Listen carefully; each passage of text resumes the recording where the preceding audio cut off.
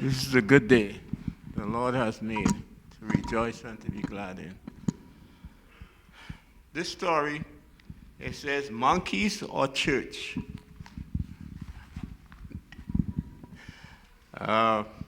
Monkeys threatened to destroy the crops of a family farm in Mozambique. Antonio Casa received strict orders from his father to keep the monkeys away. However, Antonio did not want to guard the farm on Sabbath. He recently had given his heart to Jesus in baptism, and he wanted to spend the Sabbath worshiping in a Seventh-day Adventist church. What would Antonio do? He prayed and went to church. What do you think Antonio did? The verret monkeys were a severe problem for small farmers in the coastal Providence, where Antonio and his family lived in southeastern Africa. The monkeys with black faces and gray body hair stood at 16 to 20 inches tall.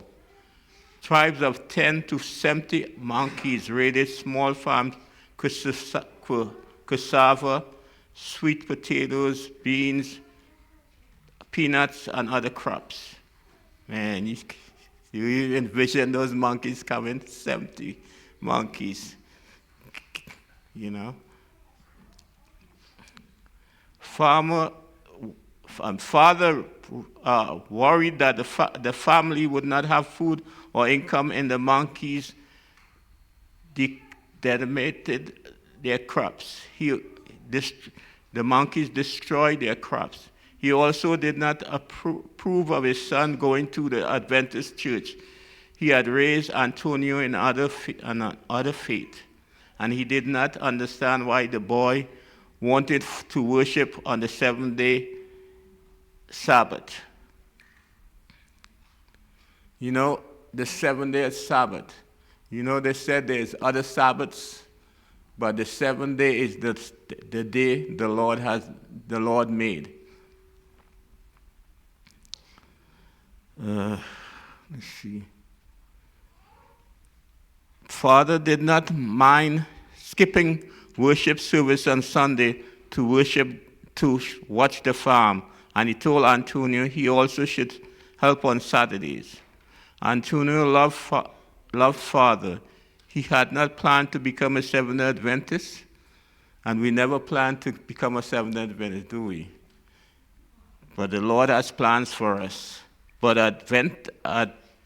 an Adventist cousin had studied the Bible with him. He had grown convinced that he needed to follow what he had learned, including the fourth commandment. Remember the Sabbath, to keep it holy. 6 days you shall labor and do all your work, but the seventh day is the seventh. The seventh day is the Sabbath of the Lord your God. In it you shall do no work. So Antonio knelt and prayed. And if anybody wants to know what it is, Exodus 28, verses 8 to 10. Antonio knelt and prayed, "Dear God, please stop the monkeys from coming to our farm while I'm at church."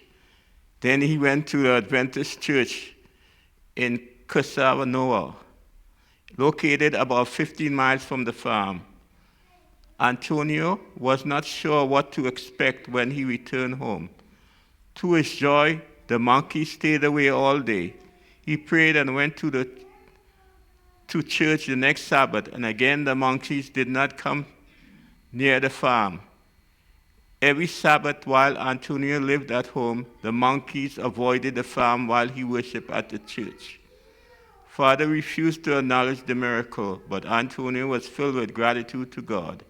Even today, years later, he still marvels at God's care.